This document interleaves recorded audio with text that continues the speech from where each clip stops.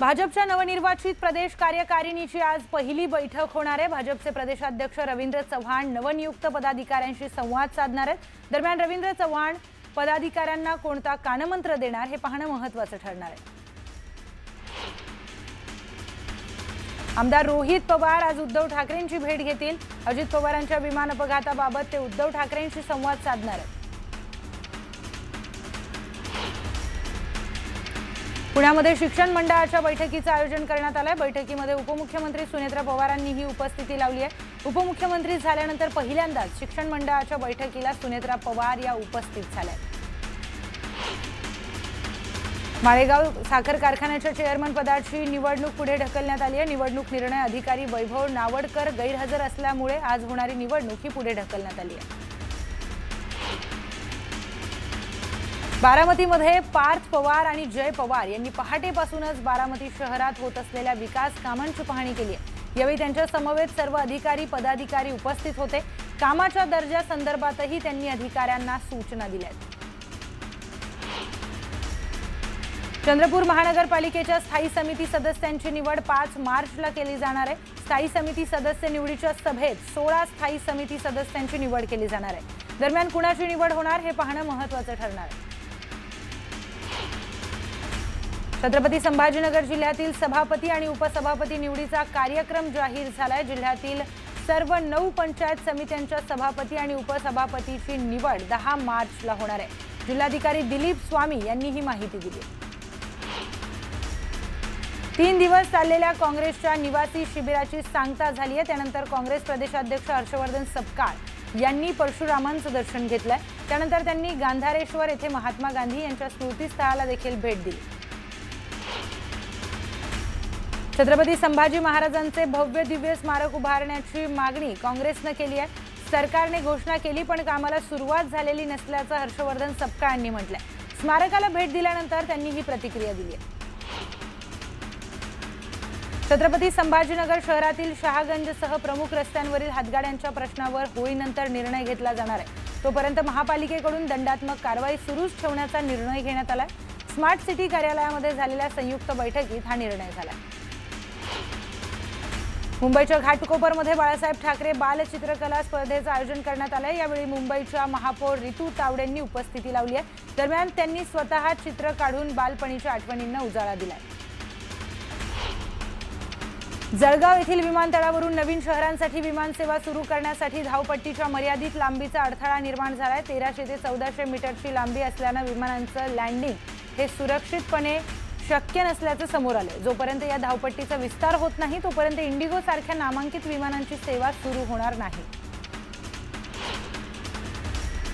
परभणीच्या गंगाखेड बस स्थानकावर प्रवाशांची गैरसोय होत असल्याचं समोर आलंय। बस स्थानकामध्ये मूलभूत सुविधा देखील मिळत नसल्याची तक्रार प्रवाशांनी केली आहे। तातडीने सोयी सुविधा उपलब्ध करून देण्याची मागणी करण्यात आली आहे।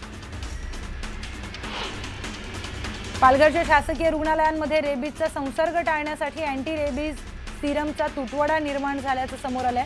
त्यामुळे रुग्णांना नाहक अडचणींचा सामना करावा लागतोय। तातडीने अँटी रेबीज सिरम उपलब्ध करण्याची मागणी करण्यात आली आहे।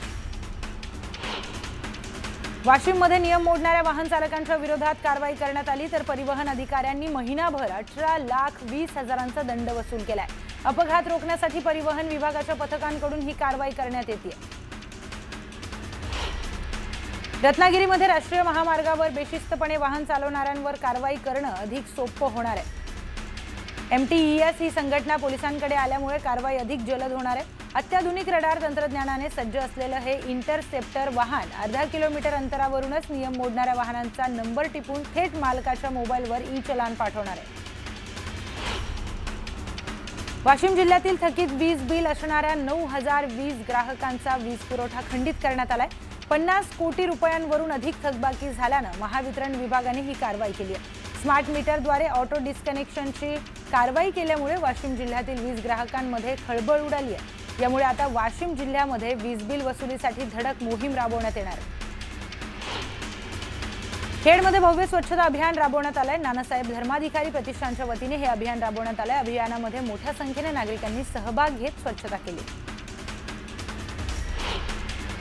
शहापूरच्या किनवलीमध्ये स्वच्छता अभियान राबवण्यात आलं। यावेळी स्वच्छता अभियानामध्ये मोठ्या संख्येने विद्यार्थ्यांसह नागरिकांनी सहभाग घेतला। नानासाहेब धर्माधिकारी यांच्या जन्मदिवसानिमित्त हे अभियान राबवण्यात आलं।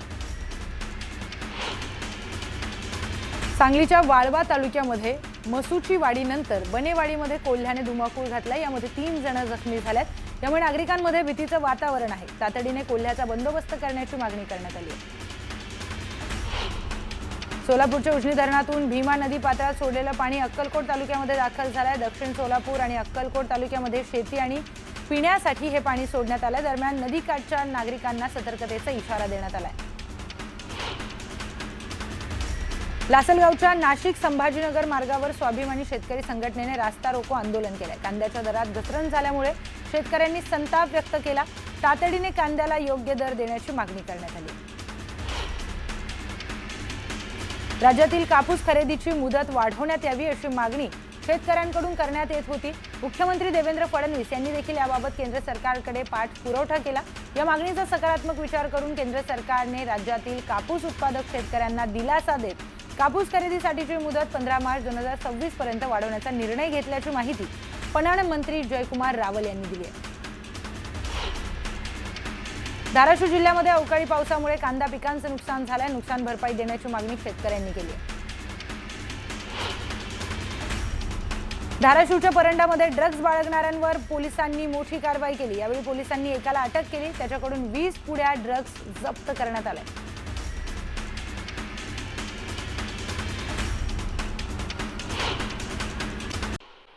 सोलापूरच्या अक्कलकोट येथील स्वामी समर्थ मंदिर मंगळवारी 2 तास दर्शनासाठी बंद राहणार आहे। मंगळवारी खग्रास चंद्रग्रहण असल्यामुळे मंदिर सायंकाळी 6 ते 8 वाजेपर्यंत बंद असेल। धाराशिव चंद्रग्रहणाच्या पार्श्वभूमीवर मंगळवारी रात्री तुळजाभवानी मातेच्या धार्मिक विधीच्या वेळेत बदल करण्यात आला। यामध्ये मंगळवारी सायंकाळी तुळजाभवानी मातेला सोहळ्यामध्ये ठेवलं जाणार असल्याचा निर्णय मंदिर संस्थांनी घेतला।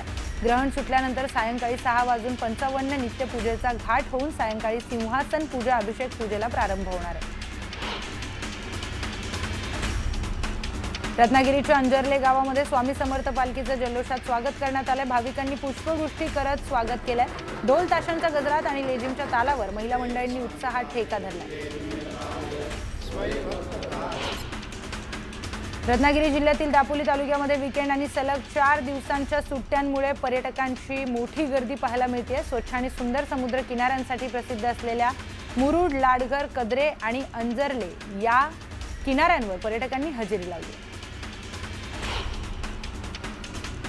यवतमाळमध्ये राष्ट्रीय विज्ञान दिनानिमित्त बालवैज्ञानिकांनी विज्ञान प्रदर्शनी भरवण्यात आली। यामध्ये विविध वैज्ञानिक प्रकल्प आणि नवनवीन प्रयोग सादर करण्यात आले। विज्ञान प्रदर्शनीचे उद्घाटन वरिष्ठ शास्त्रज्ञ डॉक्टर प्रमोद यादगीरवार आणि प्राचार्य सुप्रभा यादगीरवार यांनी केले। रायगडच्या महाडमध्ये हाफ मॅरेथॉनचं आयोजन करण्यात आलं। यामध्ये मोठ्या संख्येने नागरिकांनी सहभाग घेतला। बिर्ला ओपन कंपनीकडून यांचं आयोजन करण्यात आलं। मोखाड्यामध्ये स्पोर्ट्स कार रॅलीचं आयोजन करण्यात आलं होतं। अचानक येणाऱ्या उंचवटा आणि नागमोडी वळणामुळे नागरिकांचं सुटलेलं नियंत्रण आता थरार मोखाड्यातील जनतेनं अनुभवलंय। सांगलीमध्ये श्री छत्रपती केसरी कुस्ती स्पर्धेचं आयोजन करण्यात आलं होतं। या स्पर्धेमध्ये मिर्झा इराणने श्री छत्रपती केसरी किताब पटकावलाय। दरम्यान मोठ्या संख्येने कुस्तीप्रेमींनी हजेरी लावली होती। अकोल्यामध्ये होळीच्या उत्सवाला जल्लोषात सुरुवात झाली आहे। महिलांनी रासायनिक रंगाऐवजी नैसर्गिक रंगांना पसंती दिली आहे। यावेळी महिलांनी पारंपरिक गीतांवर ठेका धरत दृष्टी होळी साजरी केली। आदिवासी बांधवांमध्ये होळीला अनन्यसाधारण महत्त्व असल्यामुळे खास होळीसाठी आदिवासी बांधव हे व्रत धारण करून विविध रूपे घेतात। होळीमध्ये आदिवासी बांधव हे मानाची बाबा, मोरख्या, डाणखोर अशी रूपं घेऊन होळीचा पाळणा करत असतात। होलिका उत्सवामध्ये ढोलाच्या तालावर नाचताना दिसून येतात। रत्नागिरी जिल्ह्यामध्ये अंजर्ले गावात शिमगोत्सव मोठ्या उत्साहात साजरा झाला। पारंपरिक टिपरू नृत्याची अनोखी परंपरा आजही टिपली जाते। देवाच्या पालखीसोबत गावातील कलाकार टिपरू नृत्य सादर करत असल्यामुळे वातावरण भक्तिमय आणि उत्साही बनलंय। ढोल ताशांच्या तालावर सादर होणारे हे नृत्य पाहण्यासाठी ग्रामस्थांसह भाविकांची मोठी गर्दी झाली आहे। तरुण पिढी देखील उत्साहाने सहभागी होताना दिसते। नंदुरबार जिल्ह्यातील मानाची काठी ही राजवाडी होळी 2 आणि 3 तारखेच्या दरम्यान पहाटे प्रज्वलित होणार आहे। या ठिकाणी लाखो आदिवासी बांधव होळी उत्सवासाठी दाखल होत असतात। त्यामुळे स्थानिकांनी पोलिसांसह होळीच्या तयारीचा आढावा घेतला। नंदुरबार जिल्ह्यामध्ये होळीच्या उत्सवाला सुरुवात झाली आहे। यावेळी सातपुड्यातील आदिवासी बांधव पारंपरिक होलिका उत्सवात रंगल्याचं पाहायला मिळत आहे। पारंपरिक वेशभूषेमध्ये पारंपरिक वाद्याच्या तालावर होळीचा आनंद घेताना आदिवासी बांधव दिसून येतात।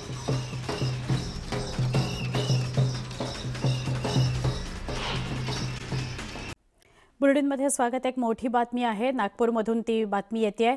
काटोल तालुक्यात राऊळगाव इथल्या स्फोटक बनवणाऱ्या एका कंपनीमध्ये स्फोट झाला आणि या स्फोटात 17 कामगारांचा मृत्यू झाला। मृतांचा आकडा वाढेल अशी भीती आहे।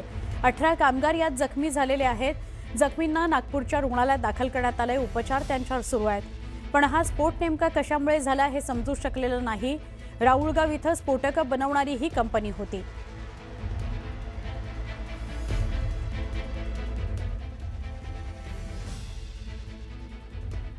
प्रोडक्शन हे वेगळं आहे आणि कमर्शियल एक्सप्लोजिव्ह प्रोडक्शन हे वेगळं आहे।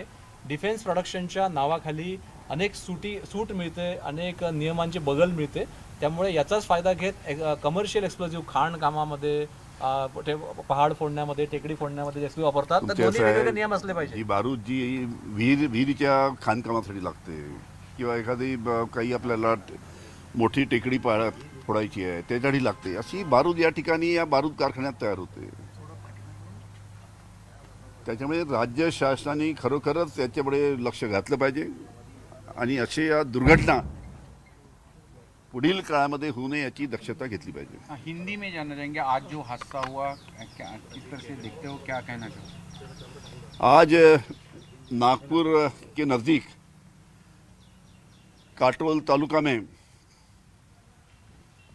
जो एक्सप्लोजिव यूनिट है यहाँ पे SBL, उसमें बहुत बड़ा बारूद का हादसा हुआ है, एक्सप्लोजन हुआ है।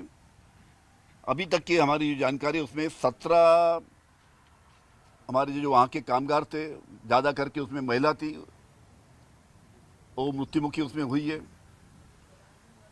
ये पूरे एरिया में नागपुर के ये पूरे नागपुर कोंडाली एरिया में या काटोल तालुके में बड़े तादाद में करीबन 10 बड़े यूनिट एक्सप्लोजिव के, 10 बड़े बारूद कारखाने यहाँ पे हैं। और इस यहाँ पे अक्सर अभी 1-1.5 साल पहले चामुंडी एक्सप्लोजिव करके वहाँ पे इसी बातमी बीडमधून आहे। बीड शहरातील 2 राजकीय पक्षांच्या पदाधिकाऱ्यांचा वाद मिटवण्याकरता सुरू असलेल्या बैठकीत अचानकपणे दोन्ही गटाचे समर्थक आले आणि मारामारी झाली। यामध्ये एका दैनिकाच्या कार्यालयाची देखील तोडफोड करण्यात आली आहे। मारहाणीची घटना देखील घडली। बीड शहरातील अतिशय गजबजलेल्या भागात ही घटना घडल्याने मोठी गर्दी जमा झाली। याबाबतची माहिती मिळाल्यावर पोलिसांनी त्या ठिकाणी दाखल होत गर्दी पांगवली। दरम्यान हा सगळ्या प्रकाराचा व्हिडिओ समोर आलाय। आता या प्रकरणात पोलीस काय कारवाई करतात हे बघणं महत्त्वाचं आहे।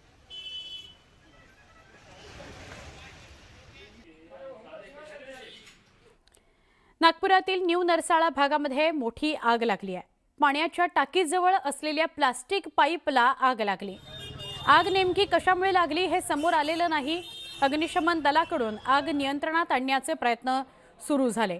आगीत कुणीही जखमी झालेलं नाही। पाईप जळल्याने मोठं आर्थिक नुकसान मात्र झालेलं आहे।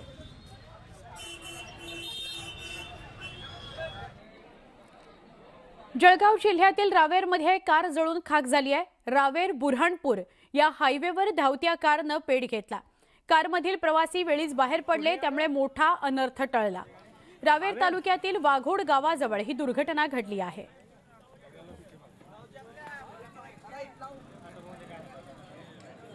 रावेर बुरहानपुर रोड, गाड़ी जल चुकी है।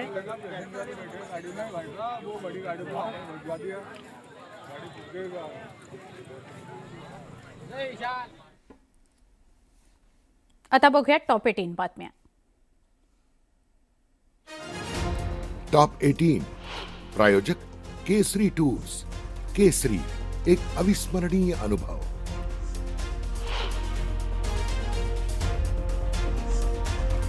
सातशे चौरस फुटांपर्यंतच्या घरांना मालमत्ता कर होऊ शकतो माफ। शिवसेना उबाठानं मांडलेली ठराव सूचना अखेर झाली मंजूर।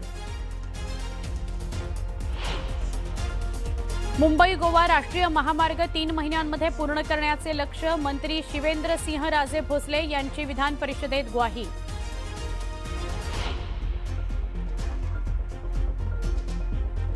1,00,000 प्रवाशांनी केली एसटीच्या स्मार्ट कार्डसाठी नोंदणी. स्मार्ट कार्ड उपक्रमाला मिळतोय उत्स्फूर्त प्रतिसाद.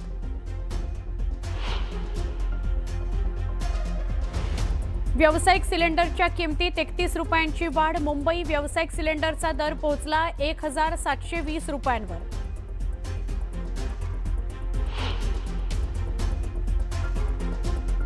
माझं पसंतीचं घर योजनेला सिडकोची मुदतवाढ. आता पर्याय निवडीकरता 19 मार्चपर्यंत मुदतवाढ.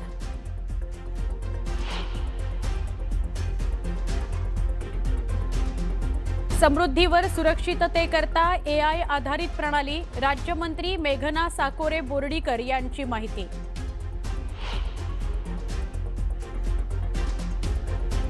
आणि मुंबई पुणे एक्सप्रेस हायवेवरील अपघातग्रस्त वाहन करणार एअरलिफ्ट. अपघातानंतरच्या कार्यवाही करता SOP.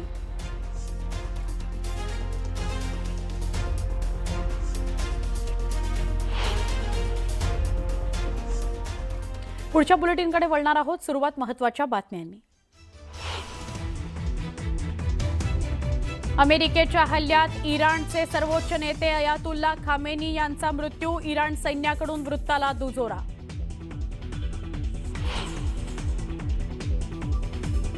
हल्ल्यात इराणचे सर्वोच्च नेता खामेनी ठार झाल्यानं इराणच्या अनेक भागात जल्लोष.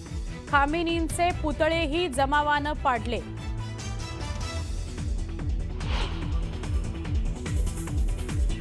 अमेरिका आणि इस्रायलच्या हल्ल्यामुळे इराणमध्ये 220हून अधिक जणांचा मृत्यू. इराणच्या संरक्षण मंत्र्यांसह काही खेळाडूंचाही मृत्यू.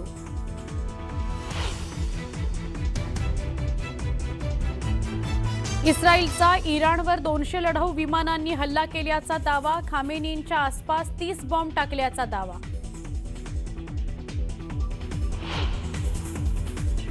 इराणकडून इस्रायलवर प्रतिहल्ला. सौदी अरेबिया, UAE, कुवेतसह 8 देशांवर 100हून अधिक मिसाईलनं हल्ला. युद्धाचा आशियातल्या विमानसेवेला मोठा फटका. दुबई विमानतळावर अडकली PV सिंधू. अभिनेत्री सोनल चौहान. भारतीयांच्या सुखरूप सुटकेच्या प्रयत्नांना सुरुवात.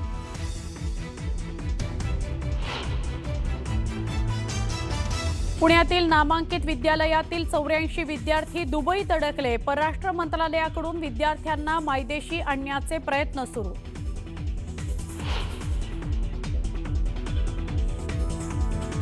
नागपूर जिल्ह्यातल्या काटोलमध्ये स्फोटकं बनवणाऱ्या कंपनीत स्फोट. स्फोटात 17 कामगारांचा मृत्यू. मुख्यमंत्री देवेंद्र फडणवीसांनी दुःख व्यक्त करत केली 5 लाख मदतीची घोषणा.